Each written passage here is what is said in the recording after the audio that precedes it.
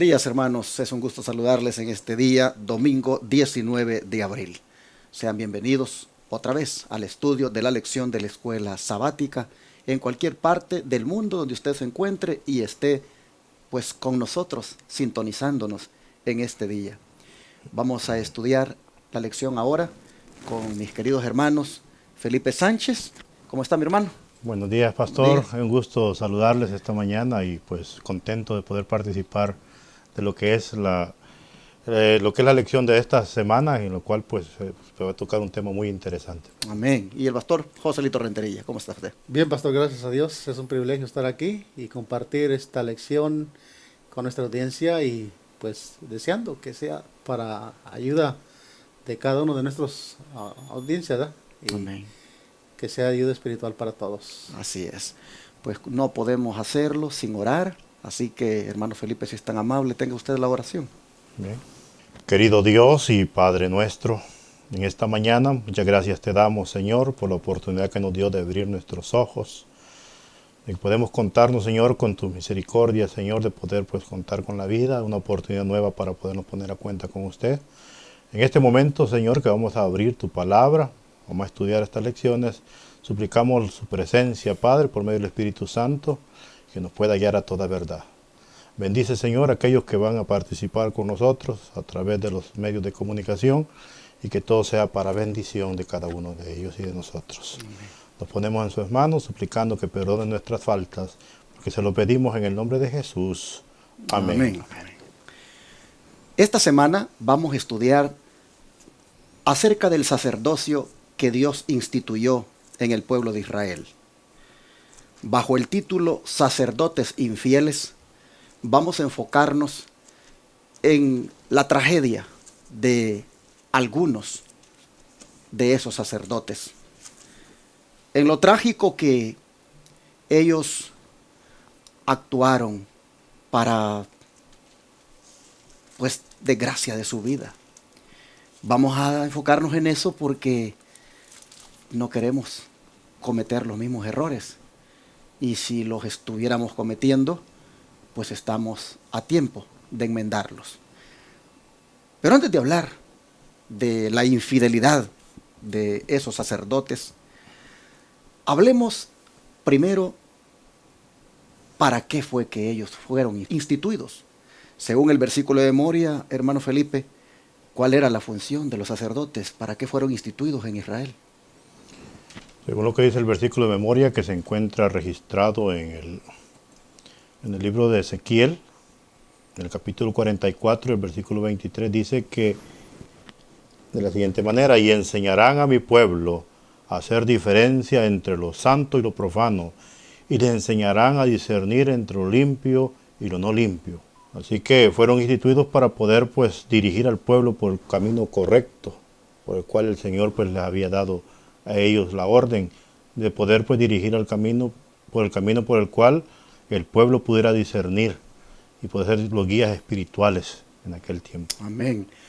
Pero en esto, Pastor Joselito, según la notita que sigue inmediatamente, en esto el creyente o el pueblo debe poner de su parte. Me imagino que así como el líder debe cumplir con la función que el hermano Felipe acaba de destacar, que es enseñar, que es pues ayudar al pueblo a que discierna, de la misma manera el pueblo tiene que estar dispuesto a cooperar. ¿Y cómo es la manera más adecuada de cooperar según la notita que aparece aquí? Bien, dice de esta manera en Testimonios para la Iglesia, tomo 5, página 338. Dice: hemos de abstenernos de toda práctica que pueda embotar la conciencia o alentar la tentación. No abriremos ninguna puerta que le dé a Satanás acceso a la mente de un ser humano creado a la imagen de Dios. Bueno, la importancia de que el sacerdote, como líder y también como el pueblo, ¿verdad?, debe de practicar ciertos hábitos y debe dejar de practicar ciertos hábitos que embotan la mente. Y digamos, por ejemplo, hay un dicho hoy en ese tiempo que dice que tal es el sacerdote, tal es el pueblo también. Entonces pienso que este orden comienza primero por el líder, ¿no?, como el sacerdote, debe de abstenerse de esa práctica, de esos hábitos que puede embotar su mente, sus facultades. Y también, no solamente en el asunto de la comida, pero también en el asunto de ver, de qué vemos, qué nos gusta, en dónde nos gusta divagar. Todo eso también tiene mucho que ver con embotar la conciencia. No le demos ninguna ventaja a Satanás, dice, para que tenga acceso a nuestra mente. De otra manera no podremos hacer un trabajo, o no podemos hacer un liderazgo que dé honra y gloria a Dios ante el pueblo, que realmente le enseña al pueblo a discernir entre lo santo y lo profano. Interesante esto porque en estos tiempos que vivimos hay bastante falta de discernimiento en las personas. Por eso hay mucho error que se propaga Así es. en cuanto a doctrinas. Hay muchas falsas doctrinas que se promueven hoy en día y la gente las percibe como que fueran buenas y realmente son falsas. Se ve que hay falta de discernimiento para poder detectar quién está haciendo, digamos, el papel de un buen profeta y quién está haciendo el papel de un falso profeta. Y para evitar eso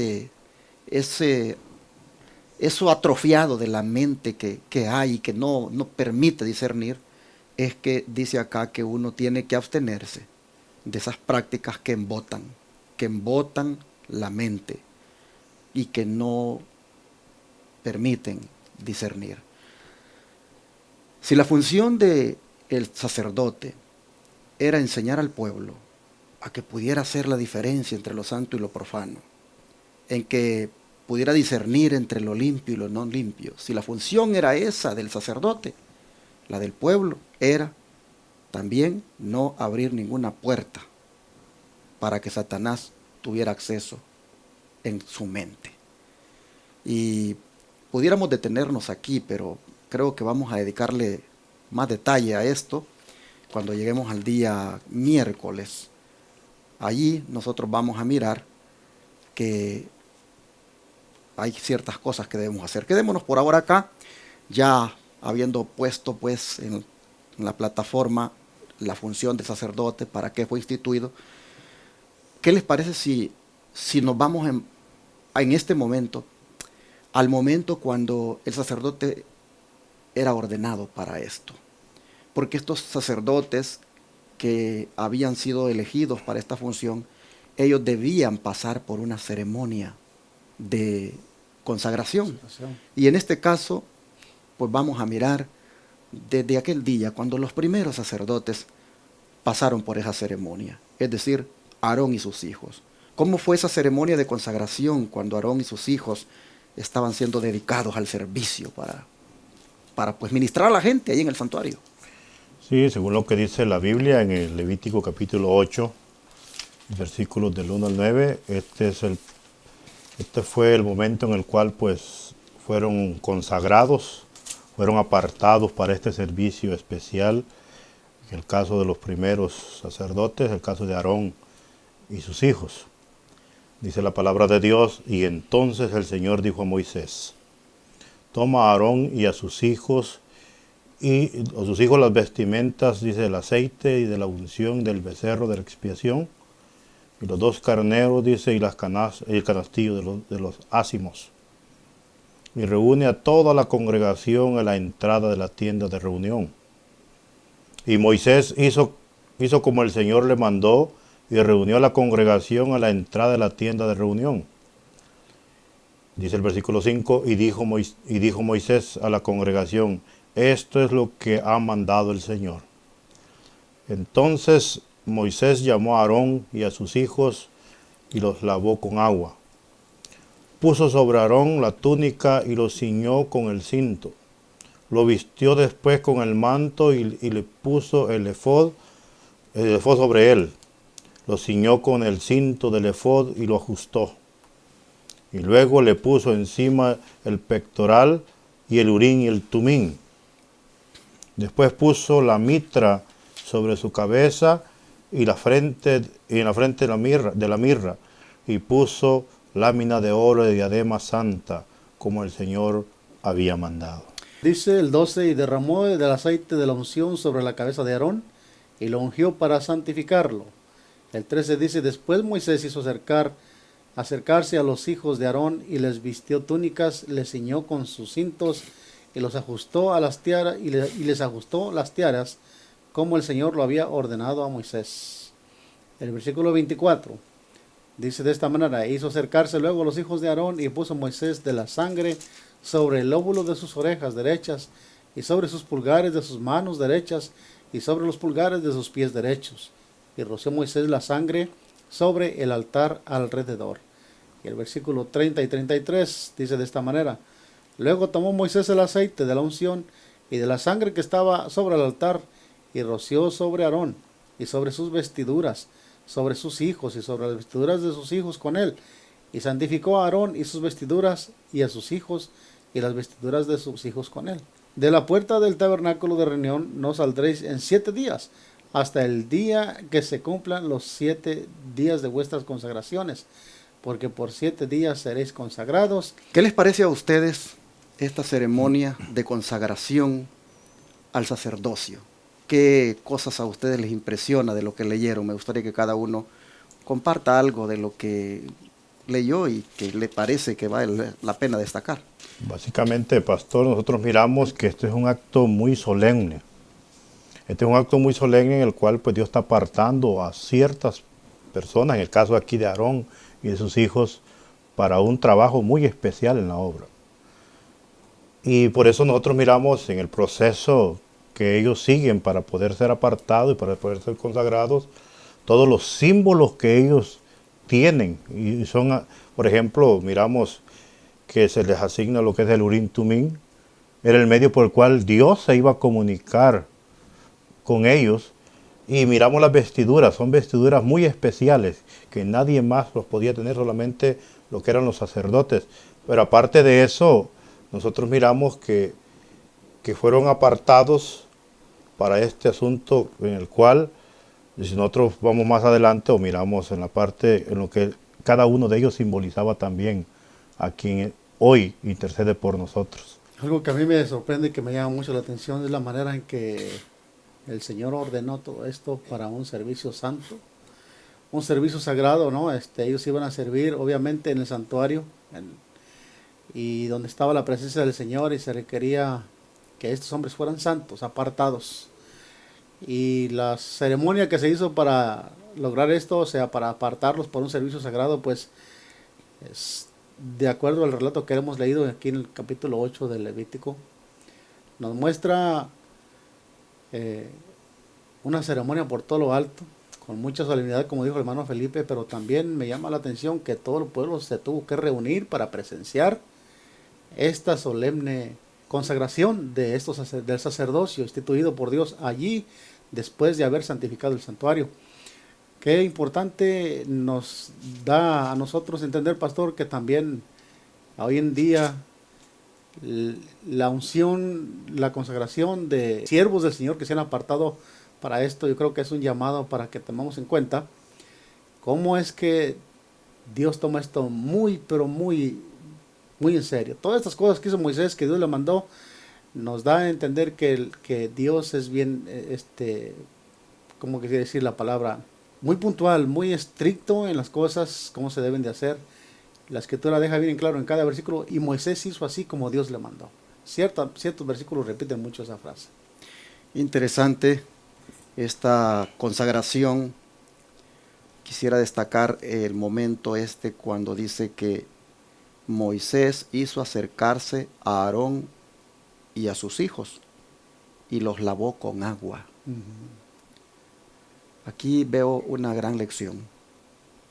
Los lavó con agua.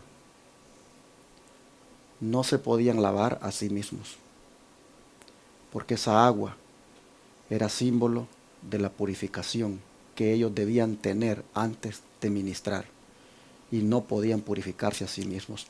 Necesitaban que alguien más los purificara. Luego puso sobre él la túnica. No se podía vestir él mismo, tenía que alguien más vestirlo.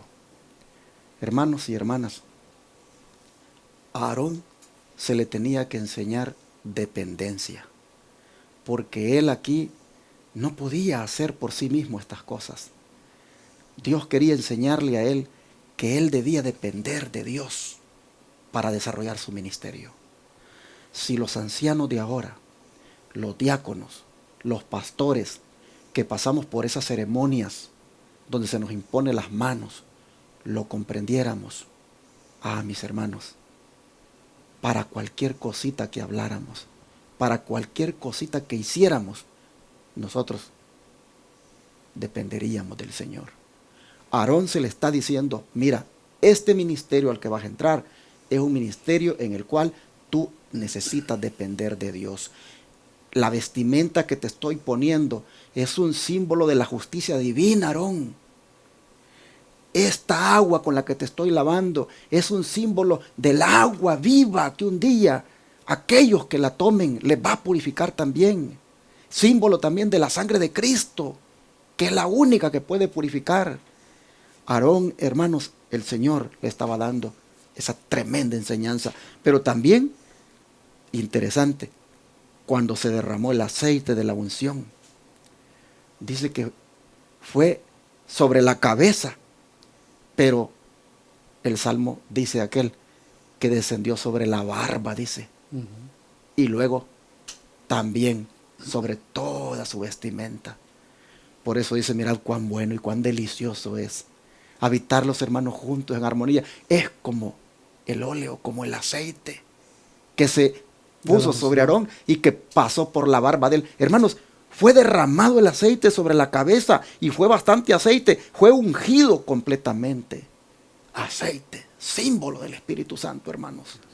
Este hombre no iba a entrar a un servicio común, iba a entrar a un servicio sagrado. Y luego me impresiona que dice que hace que se acerquen los hijos y luego dice, les pone sangre sobre el óvulo de sus orejas derechas, sobre los pulgares de sus manos derechas y también sobre los pulgares de sus pies derechos. Pero antes dice el 23 que esto mismo se hizo sobre Aarón. Se le pone igual sangre sobre el óvulo de su oreja, sobre el pulgar de su pie y también sobre el pulgar de su mano, pero todo derecho, todo derecho. Esto me impresiona, hermanos, porque yo me imagino el cuadro. Te pongo sangre en la oreja, Aarón, para que de aquí en adelante este oído esté atento a la voz de Jehová tu Dios. Te pongo sangre en la oreja para consagrar este oído a no oír lo que dicen tanto los hombres que te pueden desviar, sino a oír la voz del Señor. Te pongo sangre en la mano, en el pulgar, para que todo lo que hagas sea hecho con justicia, con santidad. Y te pongo sangre en el pulgar del pie, para que todos tus pasos también sean derechos y sean santos, porque has entrado a un ministerio sagrado. Y qué tremendo, dice que duró 7 días la consagración. Hoy nosotros venimos, agarramos a los ancianos, agarramos a los pastores, agarramos a los diáconos y venimos, ¿verdad? Delante de la congregación los llamamos, allí leemos de la Escritura y luego imponemos las manos con una oración y ya están dedicados. Pero aquí, hermanos, duró 7 días la dedicación, duró 7 días la consagración. Es que no era un... y no podía salir del santuario. No podía salir. No era una cosa común a la cual estaban siendo apartados. Así que todas estas cosas pues no dejan de impresionar y de mostrarnos cuán sagrado es ministrar al Señor, cuán sagrado es entrar en un ministerio. Y por eso sería bueno que ancianos, pastores, diáconos y todos los que en alguna manera se nos han impuesto a las manos, podamos recordar, hermanos, que no somos nosotros apartados para hacer cosas comunes y debemos, por lo tanto, tener en cuenta estos detalles. Bueno, pastor, ¿qué le parece si lee para nosotros la nota del Espíritu de Profecía que está ahí y luego la comentamos? Claro, vamos a ver qué dice el Espíritu de Profecía. En Patriarcas y Profetas 3:73 dice, Todo se había hecho conforme a las instrucciones de Dios y el Señor aceptó el sacrificio y reveló su gloria de una manera extraordinaria. Descendió fuego de Dios y consumió la víctima que estaba sobre el altar. El pueblo vio estas maravillosas manifestaciones del poder divino con reverencia y sumo interés. Las tuvo por señal de la gloria y el favor de Dios, y todos a una elevaron sus voces con alabanzas y adoración y se postraron como si estuvieran en la inmediata presencia de Dios, Señor. Qué sorprendente, ¿no? O sea, Dios manifestó su gloria cuando hubo esta consagración. Esto me venía a la mente, pastor, cuando el Señor Jesús pasó y salió de las aguas del bautismo también. Vino la presencia del Espíritu Santo y se fue manifestada la gloria de Dios también ahí. Aquí en la consagración de los profetas, de los sacerdocios de Aarón y de sus hijos, la manera, ese ritual tan especial que se hizo, la sierva del Señor dice que cuando todo se hizo de acuerdo a las instrucciones que Dios había dado a Moisés, dice que fuego vino y consumió el sacrificio que había sido sobre el altar y la gloria se manifestó. ¿Cómo necesitamos nosotros en ese tiempo que la gloria del Señor se manifieste en los siervos del Señor? Para que el pueblo, lo que el pueblo hizo, lo que llevó al pueblo a hacer eso es, se postraron como si estuvieran en la presencia del Señor y alabaron el nombre del Señor. Se postraron con reverencia, en adoración al Señor. Interesante. Bueno, pasemos, hermano Felipe, a la siguiente pregunta. ¿Qué se requería de aquellos que eran llamados a servir en la presencia del Señor? Ya vimos el gran acto, ¿verdad?, de consagración, pero ¿qué se requería de ellos de ahí en adelante? ¿Y qué es lo que descalifica también a los hombres para las responsabilidades sagradas? Según lo que dice Éxodo en el capítulo número 19 y el versículo 22, dice de la siguiente manera: dice, y también los sacerdotes que se lleguen al Señor, que se edifiquen, para que no haga de esto de ellos estrago. Quisiera leer la versión, hermano mía, dice de esta manera, hermano Ajá. Felipe, dice, y también que se santifiquen los sacerdotes que se acercan al Señor, para que el Señor no haga en ellos estrago. Según ese texto, ¿qué se requería entonces de ellos? Que cada día se santificaran. Exactamente. Porque de lo contrario, dice, cuando hablamos de haga de ellos estrago, o sea, esa es una palabra que es condicional. Si te santificas, pues vas a estar bien, pero si no te santificas, vas a ser pues desechado y el estrago o la pena va a venir sobre ti. Si nosotros miramos parte de lo que decía la nota anterior, cuando Dios mandó fuego y quemó a la víctima, era el símbolo que Dios estaba dando como aprobado lo que ellos habían hecho, porque habían seguido las instrucciones. Y es lo mismo también con los sacerdotes, ya en el servicio, porque Dios mismo les da la indicación que tienen que santificarse. Pero nosotros conocemos, dice que para que no se hagan en ellos estragos. Estragos, nosotros miramos que pues nosotros que estamos hasta cierto punto pues como líderes, también podemos correr pues la misma suerte de aquellos que no se consagren cada día al Señor y no ser ejemplo para el pueblo, porque de ahí dependía. Recuerden que estas ceremonias no habían sido hechas a escondidas ni a solas, había sido en presencia de todo el pueblo, y el pueblo iba a manifestar, iba a ver lo que el sacerdote hacía. Así que dice que lo que se requería y lo que se requiere hoy es la consagración de cada uno de aquellos que hemos sido apartados para ese servicio. ¿Sabe, pastor? Yo creo que el Señor ha dejado instituido a través del pueblo en la edificación de todos estos ritos una enseñanza para nosotros, los líderes, en ese tiempo.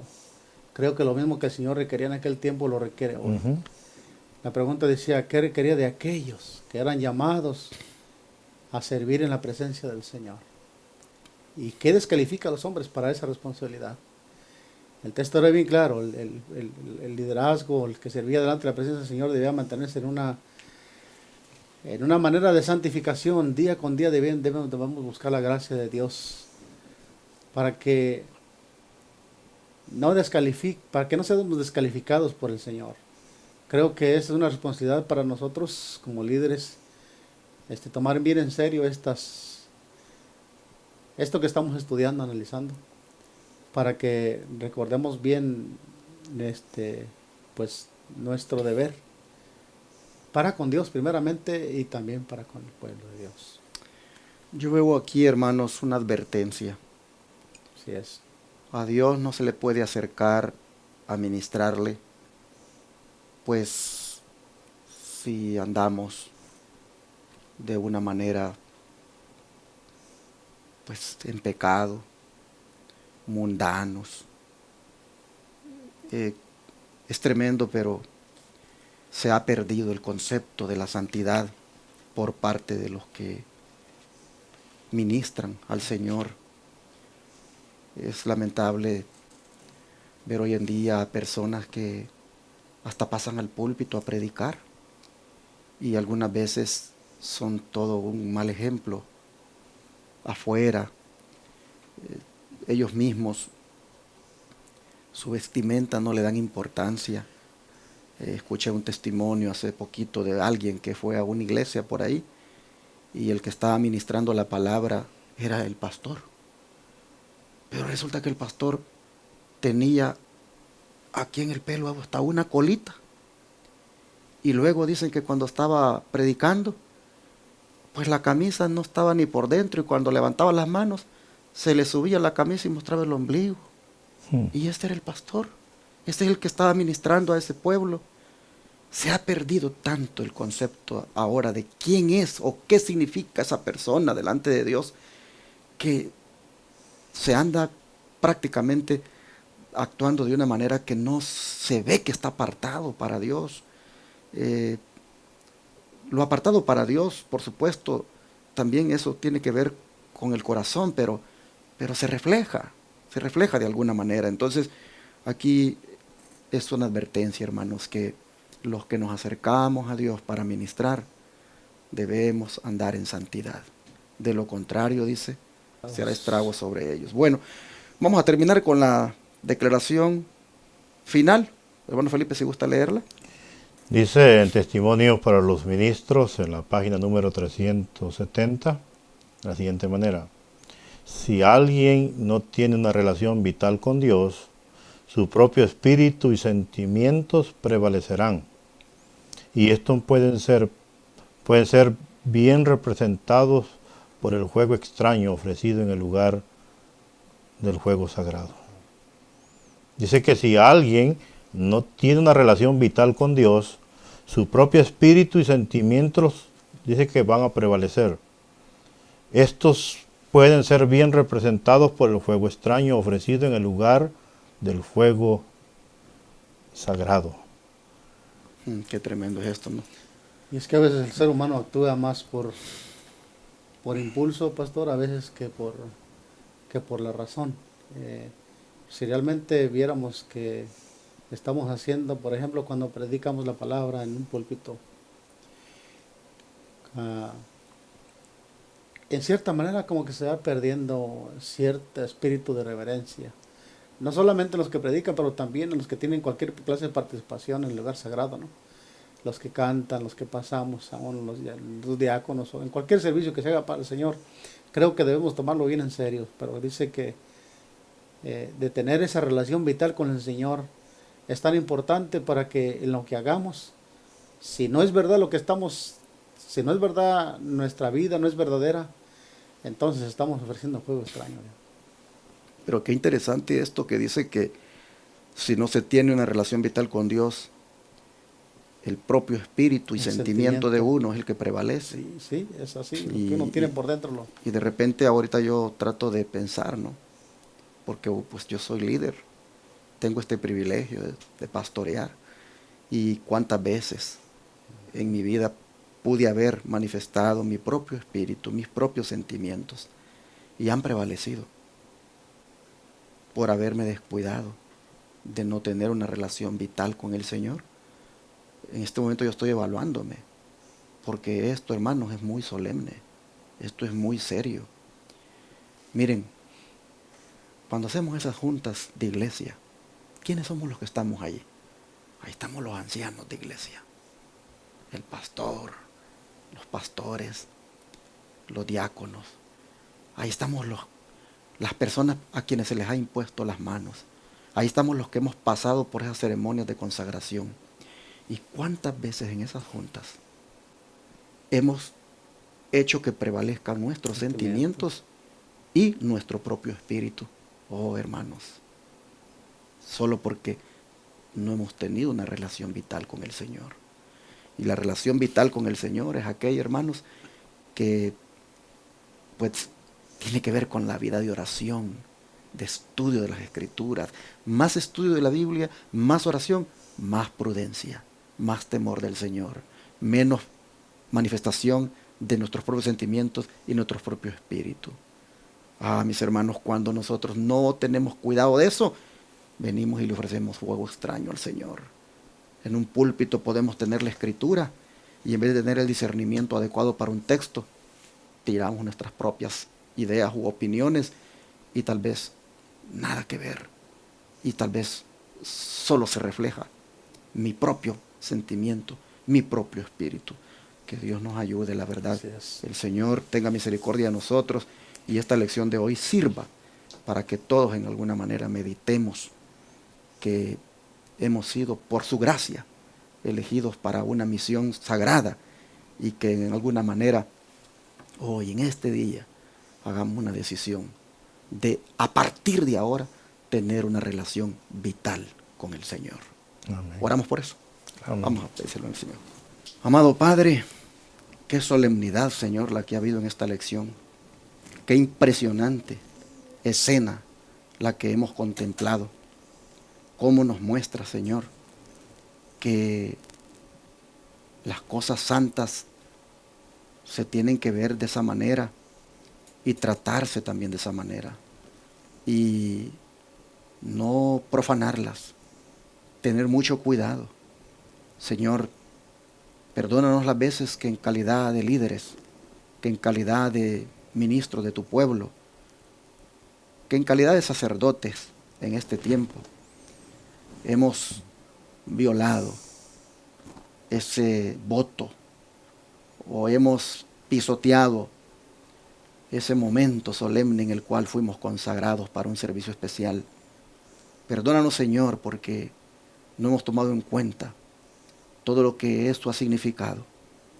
Padre, aquí estamos ahora pidiéndote no solo que nos perdones, sino que nos des una oportunidad de reivindicarnos como sacerdotes de tu pueblo. Amén. Señor, rogamos para que por favor nuevamente nos laves, nuevamente, Señor, nos vistas, nuevamente, Señor, consagres nuestro oído, nuestras manos y nuestros pies. Nuevamente, Señor, nos unjas con tu Santo Espíritu.